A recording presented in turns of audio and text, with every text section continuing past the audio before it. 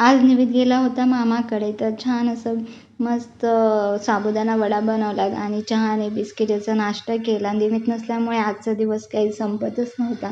खूप असा टाईम होता. छान किचन क्लीन करून घेतलं, कारण आज मला तिळगुळची रेसिपी बनवायची होती. घरची सगळी कामं आवरून घेतली, झाडांना पाणी घातलं.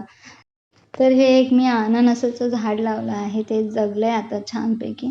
आणि तिळगुळाचे लाडू बनवले, सॉफ्ट आणि मस्त झाले. त्याची रेसिपी पुढच्या ब्लॉगमध्ये येईलच.